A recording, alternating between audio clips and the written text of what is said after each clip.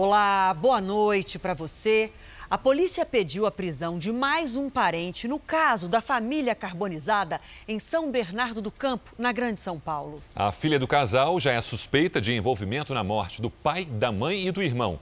O crime também teria a participação da mulher dela. Ana Flávia Gonçalves e Karina Ramos chegaram em carros separados para prestar depoimento. Segundo informações da família de Karina, as duas se casaram em janeiro deste ano. A polícia quer que elas expliquem por que a casa dos pais de Ana Flávia estava revirada, se elas sabem dizer quem limpou o local com água sanitária para apagar manchas de sangue encontradas em roupas e na máquina de lavar. O advogado de Ana Flávia disse que não há novas informações. Ela manteve a inocência dela, né? Está sofrendo, né, por tudo que aconteceu, mas por orientação da defesa, que nós tivemos acesso aos autos, ela manifestou o desejo de falar só em juízo. Os investigadores também querem saber se Karina é a pessoa que aparece nas imagens em ruas próximas ao condomínio da família. E por que, em uma das vezes que o carro de Ana Flávia deixa o local, ela embarca do lado de fora do condomínio. E no fim da tarde, as investigações envolveram mais um parente. Dessa vez, um primo de Karina, mulher de Ana Flávia. Para a polícia, ele também teria participado do crime e o delegado pediu a prisão dele. Ainda existe a suspeita de envolvimento de mais duas pessoas. Um homem que se levanta com 2 capacetes logo depois que o carro da família deixa o condomínio é investigado. Para os parentes das vítimas, não há dúvidas do que aconteceu. Tenho muita certeza que as duas têm envolvimento foram mentoras e executoras do crime com participação de uma ou mais pessoas. Veja agora outros destaques do Jornal da Record. Governo vai decretar emergência por coronavírus. Minas Gerais tem mais 2 mortes por cerveja contaminada. Na série especial, como a compulsão por compras ameaça a saúde financeira e emocional.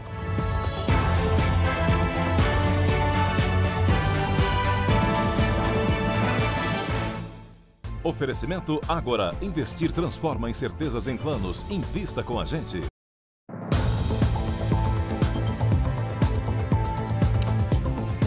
O Rio de Janeiro entra em estado de atenção por causa das fortes chuvas. Há registro de alagamentos, inundações e desabamentos em várias regiões. Um motorista de aplicativo está desaparecido. E na Baixada Fluminense, uma senhora de 81 anos morreu depois de ser arrastada pela enxurrada. A segunda-feira começou com os garis removendo a lama das ruas. O rio Acari, que corta vários bairros da zona norte da cidade, transbordou e provocou inundações. O teto de um hospital público desabou. Em alguns locais, choveu mais do que 90% do que era previsto para fevereiro. Esta casa desabou na zona oeste e deixou 4 moradores feridos sem gravidade. Alexandre Paulo da Silva, de 29 anos, é motorista de aplicativo e está desaparecido. O carro em que ele estava caiu dentro de um rio. A chuva foi forte também na Baixada Fluminense e matou Sebastiana Pedreira, de 81 anos, em Nova Iguaçu. A enxurrada invadiu a casa pelos fundos, onde fica um canal. A força da água destruiu todos os móveis, arrebentou o muro e arrastou a dona Sebastiana por essa rua por mais de 150 metros. Também estavam na casa a filha de dona Sebastiana e o neto dela, de 11 anos. Só o menino continua hospitalizado. Todos os 2 foram arrastados também, entendeu? Eu ouvi comentários que a minha tia estava muito aflita, né, procurando o menino. Já entrou água uma vez, mas não nessa proporção de perder tudo, inclusive a vida, né? Os vizinhos ainda tentam se recuperar do susto. Já não é a primeira vez, então a gente fica totalmente, tá começando a escurecer, a gente já fica em alerta, o que vai ser, como é que vai ser. Em Minas Gerais, a Polícia Civil investiga casos antigos de pessoas que tiveram os mesmos sintomas de pacientes intoxicados depois de beber cerveja contaminada. Essa informação é exclusiva. Hoje foram confirmadas mais 2 mortes suspeitas pela substância encontrada na bebida. João Roberto Borges, de 74 anos, pode ter sido a 6ª vítima fatal em Minas, intoxicada por dietileno glicol, substância tóxica encontrada na cerveja Belo Horizontina da empresa Baker. O juiz do trabalho estava internado havia 3 semanas neste hospital particular em Belo Horizonte. Hoje, a Secretaria de Saúde do Estado confirmou que um homem com suspeita de intoxicação pela mesma substância morreu no sábado, mas a identidade dele não foi divulgada. Até agora, apenas uma morte por intoxicação de dietileno-glicol foi confirmada pelo governo do estado. Outros 30 pacientes com sintomas parecidos estão em análise, a maioria 22 na capital. Enquanto o número de mortes suspeitas cresce, a polícia segue investigando o que de fato aconteceu e por quê.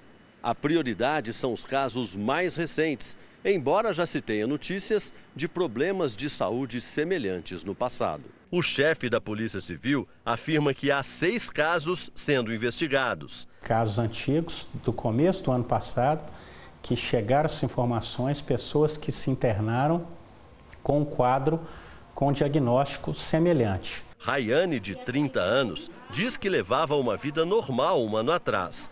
De uma hora para outra, começaram as dores no abdômen, vômito, paralisia facial e dos rins. Ela não acha que foi coincidência passar mal depois de beber uma das 2 cervejas que ganhou. Juntando os pontos, foi que eu cheguei à conclusão que poderia ter sido a cerveja sim. Porque todo mundo perguntava, foi de repente sim. Pode ser que tenha alguma coisa a ver, entendeu? Na cervejaria, nós buscamos recolher de diversos lotes, de diversas datas de fabricação. Então, nós temos também lotes antigos de cervejas para serem analisados pela perícia técnica. Em nota, a Baker informou que é a maior interessada em saber o que de fato aconteceu, que está tomando todas as providências para elucidar a questão e jamais deixou de colaborar com as investigações. Vamos falar do coronavírus agora. Foram descartados 13 casos da doença aqui no Brasil, mas outros 14 pacientes continuam em análise. Mesmo sem a comprovação de nenhum caso, o governo federal vai decretar situação de emergência em saúde pública. A ideia é ficar pronto para combater a doença quando ela chegar.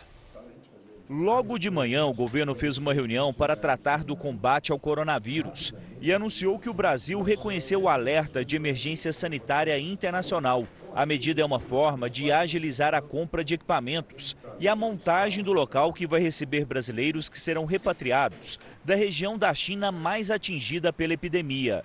A expectativa é de que ainda essa semana uma aeronave possa buscar cerca de 40 pessoas.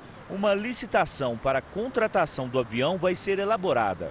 Para poder ter os mecanismos, porque senão você tem que abrir licitação.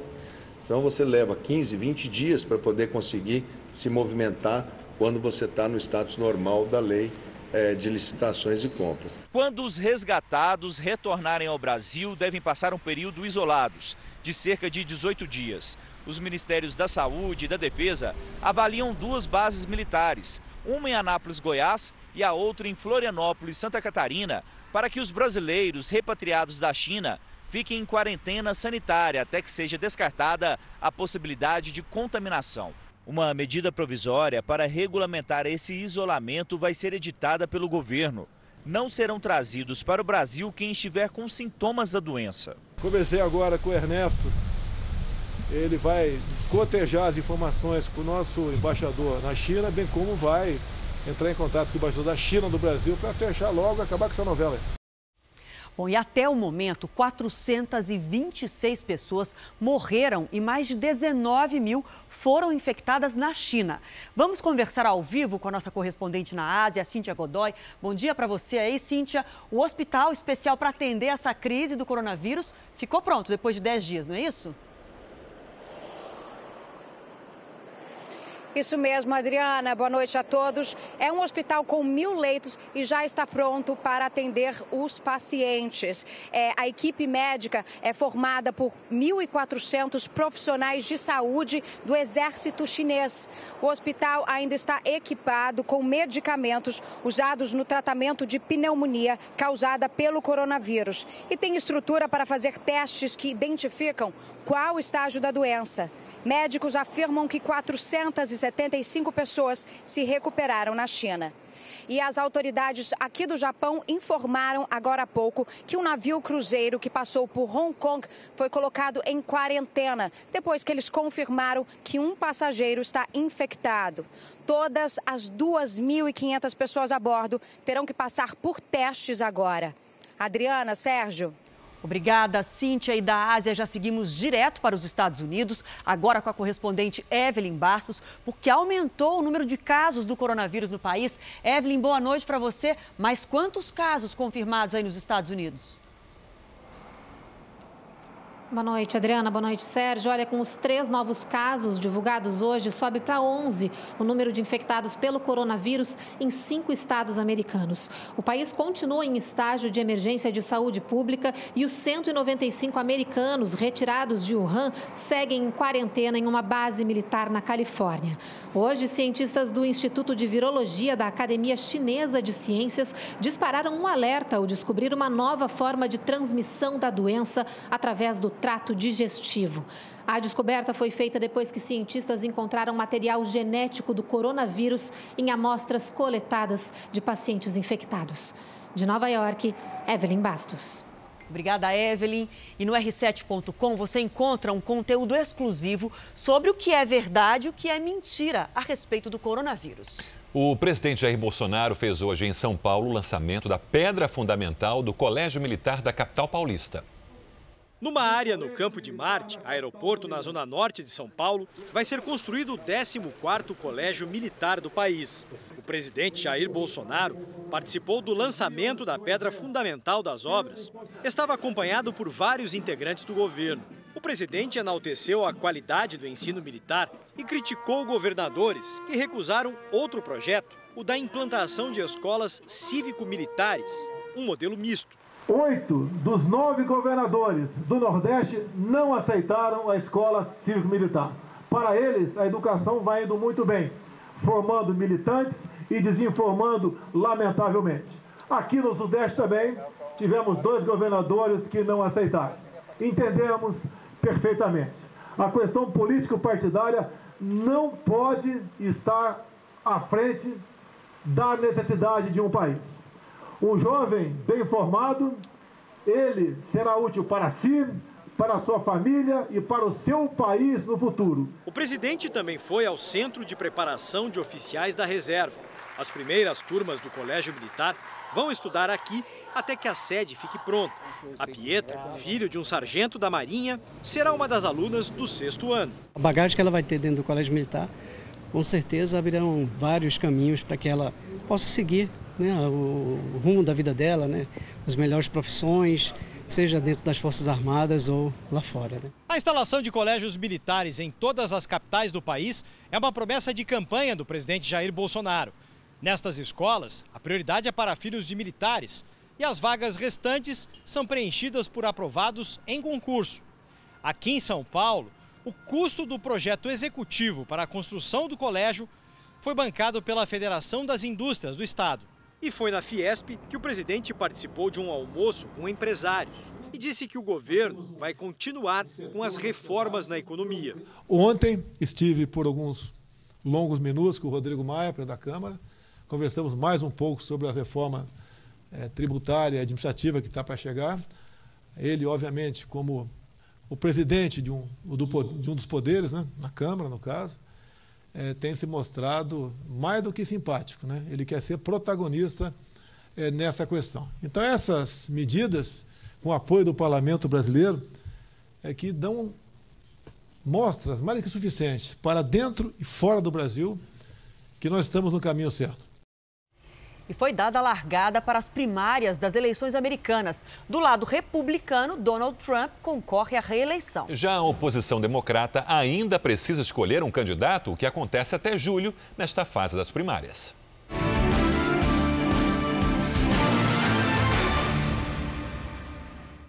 São muitos nomes e muitos cabos eleitorais e voluntários buscando o apoio dos eleitores no frio de Iowa. Essa aqui é uma cena típica da campanha eleitoral aqui no estado de Iowa. Um bar lotado, essa confusão de imprensa, gente do lado de fora, porque lá dentro já está lotado. E a gente ouve aqui a voz do candidato, o pré-candidato Bernie Sanders. E a campanha aqui se faz assim, nos bares, nos pequenos restaurantes, porque os eleitores querem estar cara a cara com os candidatos. Dois partidos vão disputar a presidência. Bill Weld e Joe Walsh até estão interessados em representar os republicanos, mas não têm a menor chance. Donald Trump vai tentar mais um mandato. Entre os democratas, a briga é intensa. E nessa primeira consulta, 4 nomes lideram as pesquisas. O senador de Vermont, Bernie Sanders, o ex-vice-presidente Joe Biden, a senadora Elizabeth Warren, de Massachusetts, e Pete Buttigieg, ex-prefeito de South Bend, em Indiana, que surpreendeu os adversários e cresceu nas últimas pesquisas. Todos visitaram Iowa e tem representantes trabalhando até o último minuto. É o corpo a corpo, apertar a mão dos eleitores para tentar se tornar o candidato democrata à presidência. A escolha depende do resultado das primárias e consultas nos 50 estados do país, que acontecem em datas diferentes. Cada estado tem um número de delegados na convenção do partido. A maioria está concentrada na Califórnia, mas Nova York também tem um bom número. Os delegados são distribuídos de acordo com a votação nas primárias. Um candidato pode conquistar vários delegados da Califórnia e apenas alguns em Nova York. No total, são quase 4.000 delegados. Na soma final, é preciso ter mais da metade para vencer. Quanto mais candidatos na disputa, mais difícil chegar lá. Agora, são 11 pré-candidatos, mas muitos devem desistir no caminho, passando os delegados que ganharam para quem ficou no páreo. Se até a convenção em julho não houver um vencedor, acontecerá uma segunda rodada de votação. O ex-presidente Joe Biden e o senador Bernie Sanders estão empatados na preferência do eleitorado democrata de Iowa. É um estado pequeno onde se concentra 1% dos americanos, uma população equivalente à de Alagoas. Iowa é sempre o primeiro a dizer quem prefere como candidato desde a década de 70. Um estado que tem apenas 41 delegados na convenção do Partido Democrata, mas por ser o primeiro, mostra o que pode ser a tendência do eleitorado. E vamos ao vivo até Iowa falar com a correspondente Heloísa Vilela, que está em um dos locais de votação. E nesse estado, né, Heloísa, o sistema de escolha é diferente das demais primárias. Explica pra gente. Boa noite. Boa noite, bem diferente. Aqui eles se reúnem em escolas, bibliotecas, nas casas das pessoas e até em quadras de esporte como essa. E hoje aqui, as cestas de basquete saíram de cena para dar lugar aos eleitores. A quadra será dividida em áreas. Um capitão de time, tipo o chefe de torcida, vai se posicionar em cada uma delas. Os eleitores, então, se reunirão em torno deles de acordo com o candidato que preferem. Às vezes, a decisão é levantando a mão ou escrevendo o nome do candidato num pedaço de papel que pode ser colocado até em baldes de pipoca. Os grupos que tiverem menos de 15% dos votos perdem e tem que escolher um segundo candidato. É aí que acontece o debate. Todos têm meia hora para tentar ganhar o apoio desse pessoal. Hoje cedo, o senador Bernie Sanders venceu a primeira consulta aqui de Iowa por volta do meio-dia. Eram 15 pessoas. Uma delas escolheu a senadora Elizabeth Warren. As outras 14 preferiram Sanders. Adriana, Sérgio. Obrigada, Heloísa. Parece jogo, mas não é. Eleição para valer. E você vai ver a seguir: Supremo e Congresso voltam aos trabalhos com pautas polêmicas. Na série especial, o prazer descontrolado em comprar pode causar doenças e arruinar as finanças.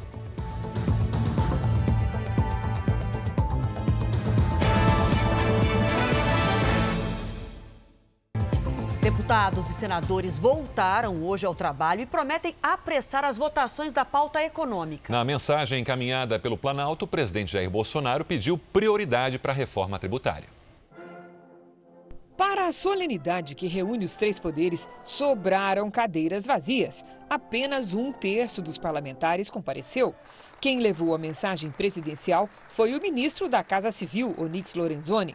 Declaro, portanto, aberta a segunda sessão legislativa da 56ª legislatura do Congresso Nacional Brasileiro. No ano mais curto, por causa das eleições municipais, há pressa para construir maioria e aprovar a pauta possível. O fato de ter eleição realmente faça com que se construa unidade mais rápido e aprove as matérias necessárias para o país voltar a crescer. Nessa reabertura do Legislativo, o governo e Congresso estão afinados principalmente num ponto: força total à agenda econômica, tanto no Senado quanto na Câmara, e prioridade para as reformas à Constituição. O governo listou avanços na economia e pediu apoio ao Congresso. O presidente da Câmara reforçou a importância da redução dos gastos públicos. A reforma administrativa, com mudanças de regras para novos funcionários públicos, deve ser encaminhada ao Congresso nos próximos dias. Temos que construir meios para aumentar a produtividade do setor público, bem como para investir melhor os recursos destinados às políticas públicas. A prioridade será para a reforma dos impostos. Com esse ambiente, com essa demanda do nosso país, e o próprio Executivo, que também colocou na sua mensagem a reforma tributária como prioridade, eu tenho certeza que nós teremos ela aprovada ainda no primeiro semestre. O Supremo Tribunal Federal também voltou ao trabalho com uma pauta de temas polêmicos. E entre estes temas está a prisão imediata de condenados pelo Tribunal do Júri. Participaram da sessão de abertura do ano judiciário os presidentes da Câmara, Rodrigo Maia, e do Senado, Davi Alcolumbre, além do vice-presidente da República, Hamilton Mourão. O presidente do Supremo, Dias Toffoli, mandou um recado ao vice, Luiz Fux, sobre a decisão dele de suspender por tempo indeterminado a implantação do juiz de garantias, um revisor de processos.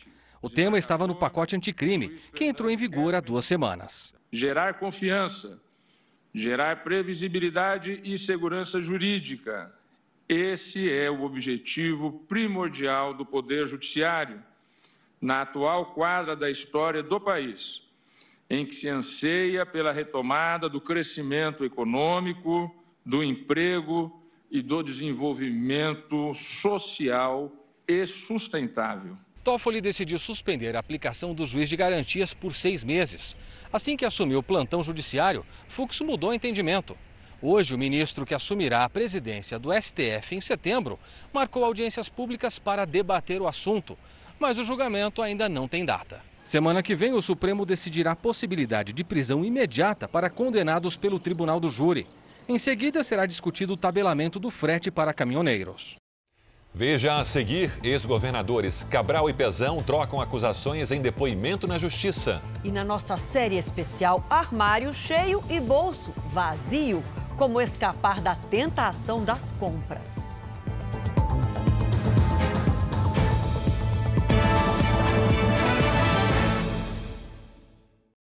Os ex-governadores do Rio de Janeiro, Sérgio Cabral e Luiz Fernando Pezão, prestaram depoimento hoje. Cabral afirma que o sucessor negociava pessoalmente o dinheiro da corrupção.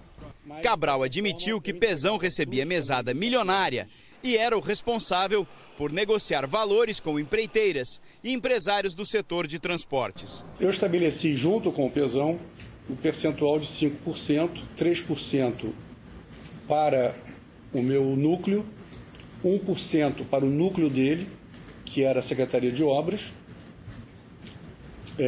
e 1% para o Tribunal de Contas do Estado, para aprovação das licitações. O Pezão chamava de taxa de oxigênio. Quem estabeleceu foi o próprio Pezão, porque ele dizia que tinha que abastecer os subsecretários dele. Segundo Cabral, o esquema criminoso arrecadou em 2014 R$400 milhões para a campanha de Luiz Fernando Pezão. Sérgio Cabral confessou que não transmitiu apenas o cargo ao sucessor.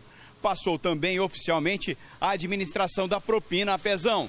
Tudo acertado numa reunião no Palácio Guanabara. Mesmo longe do governo, Sérgio Cabral recebeu R$500 mil de mesada. Claro que eu sou inocente, eu tenho 36 anos de vida pública. A única coisa que eu vou ter é a minha aposentadoria. Subiu para 58 o número de mortes em Minas Gerais e a Defesa Civil alerta para mais temporais até quinta-feira. Fevereiro mal começou e já choveu mais que o esperado para o mês inteiro na região metropolitana de São Paulo e também na capital fluminense. Lidiane Boa noite para você. Até quando vai chover desse jeito no Sudeste? Pelo menos até sábado, Adriana. Boa noite para você, para todo mundo que nos acompanha. Isso porque os ventos do mar e a umidade da Amazônia mantêm as nuvens carregadas em toda a região Sudeste. Segue o alerta para deslizamentos, alagamentos e transbordamentos no Rio de Janeiro, em Minas Gerais e em São Paulo. Nas próximas horas, risco maior de desastres no litoral paulista, sul fluminense e na Serra da Mantiqueira. Em Goiás e no Distrito Federal, temporais. E tem chuvão previsto esta semana também para Goiânia e Brasília. Podemos ter mais transtornos entre Fortaleza e Belém, nos litorais de Pernambuco, Paraíba e do Rio Grande do Norte. E atenção em Palmas, porque até sábado pode chover 70% do esperado para o mês de fevereiro. Faz calor também e tempo seco apenas no Rio Grande do Sul e lá em Roraima. Agora, do Amazonas até Mato Grosso do Sul, pancadas à tarde. Em Belém e em Palmas, máxima de 29 graus. Em Belo Horizonte, 27 e até 32 em Porto Alegre. Em São Paulo, chove pelo menos até sexta. Amanhã, 25 graus. Semana de verão borocochô. Guarda-chuva na mão. É isso. Até amanhã. Até amanhã. Falta pouco para a estreia do reality Troca de Esposas. É nesta quarta, dia 5, às 10h30 da noite. Vamos apresentar agora alguns dos participantes da nova temporada. Uma família muito divertida e musical. Vou ficar para sempre junto com você. Mas a cantora da letra não é mole, não. Eles são muito encrenqueiros. Com ela, quem não segue as regras... O quê? Se atravessou o pagode, leva um sacode, né não? No programa Troca de Esposas, alguns maridos também trocam de casa. Deixar a Aline aqui em casa com a minha filha sozinho com outro homem, né? Eu não vou gostar muito da ideia. Do organizado da casa, metódico, mais do que organizado, é você. Mais do que organizado é metódico. O metódico, ele é chato. Eu sou chato. São 22 trocas em 11 episódios. Você vê as pessoas realmente entrando de cabeça e se transformando, e está muito mais emocionante e também tem muita diversão. Essa temporada promete. Vai ter anônimo no lugar de famoso. Eu tenho uma leve impressão de que eu vou para uma casa de alguém bem sedentário e que não gostem de cozinhar, vivam bastante de fast food. O programa Troca de Esposas começa nesta quarta-feira, dia 5 de fevereiro. Você não pode perder. No Instagram da Record TV você encontra um spoiler do primeiro episódio de Troca de Esposas.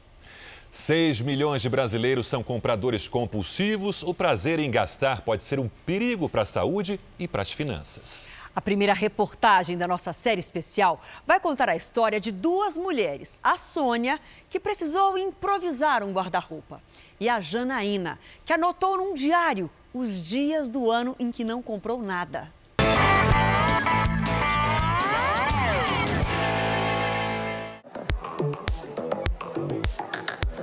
O movimento frenético no centro financeiro do país é sinal de que tudo, ou quase tudo, está à venda. Viu roupa infantil, tênis em loja? Conheceu os produtos, chefe? Nos meses mais generosos do ano, os brasileiros gastam até 60 bilhões de reais. Por que é tão difícil guardar dinheiro e ficar rica? A pergunta boa. Por que gastamos tanto e de maneira desenfreada? O Brasil é um país consumista, um país capitalista. Então ele pega os dois e faz uma grande salada. As pessoas que não sabem esperar, as pessoas que não têm a paciência, ela está muito mais pela necessidade de querer para ontem, rápido. O imediatismo é um dos grandes destruidores de sonhos. Quando adquirimos o que desejamos, nosso cérebro é tomado por uma sensação de bem-estar, graças à endorfina, um hormônio que nos dá a sensação de conforto e alegria até que perdemos a conta. A falta de planejamento está muito mais ligada à nossa capacidade de nos imaginar no futuro do que com as nossas habilidades sobre finanças. E isso não é suposição, é o resultado de um amplo trabalho, de uma ampla pesquisa feita pela Associação Americana de Psicologia. Depois disso, consultores financeiros do mundo inteiro começaram a associar a saúde do nosso bolso com a saúde do nosso corpo e, principalmente, com a saúde da nossa mente.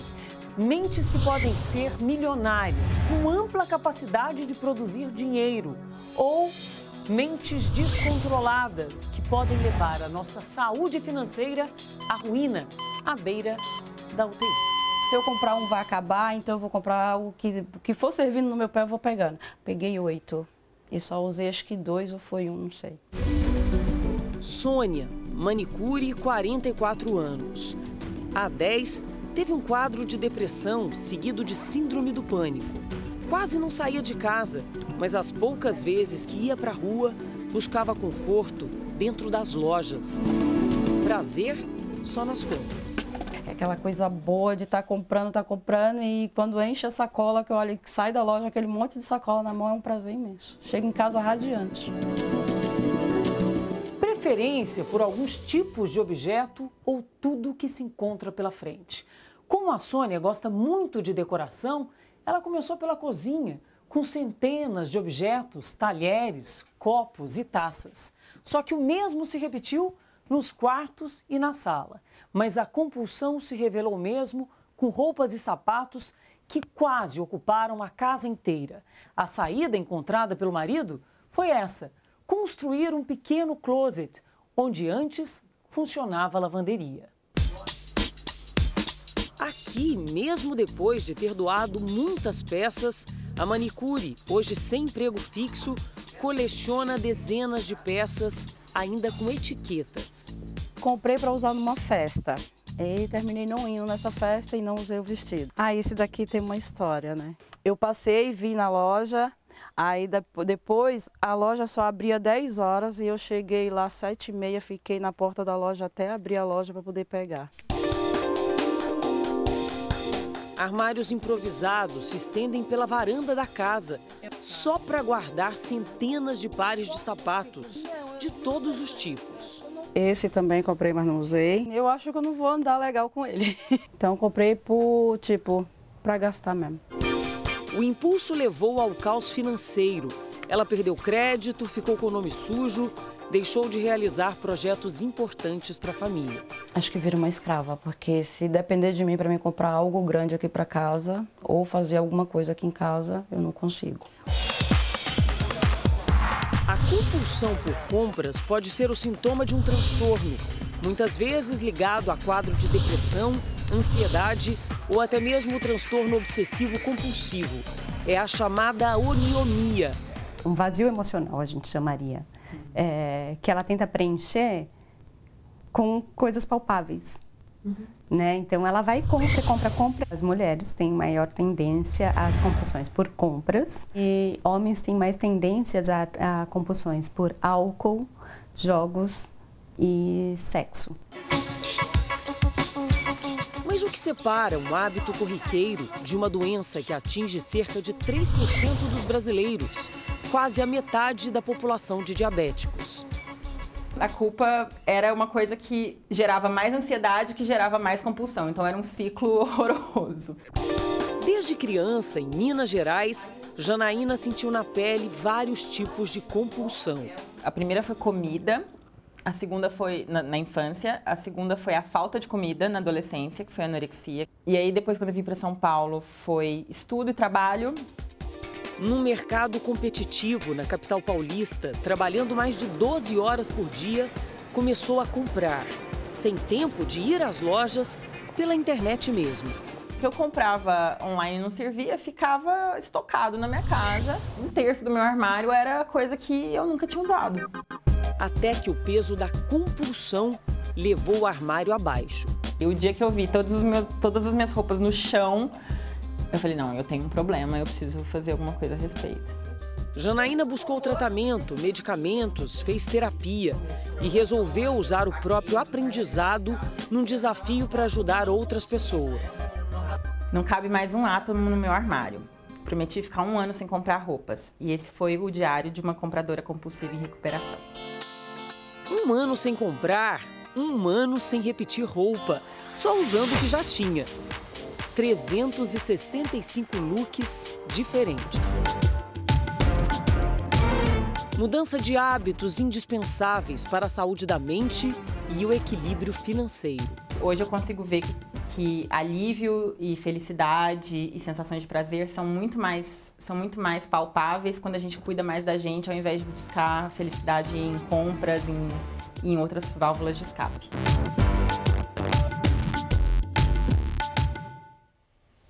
Nas multiplataformas do Jornal da Record, você encontra uma conversa sobre a série dessa semana com a repórter Cleisla Garcia e Patrícia Lages, especialista em finanças pessoais. O Jornal da Record termina aqui. A edição de hoje na íntegra e também na nossa versão em podcast estão no Play Plus e em todas as nossas plataformas digitais. E à 00:30 tem mais Jornal da Record. Fique agora com a novela Amor Sem Igual. A gente volta a se encontrar amanhã aqui no JR. Até lá. Boa noite e até amanhã.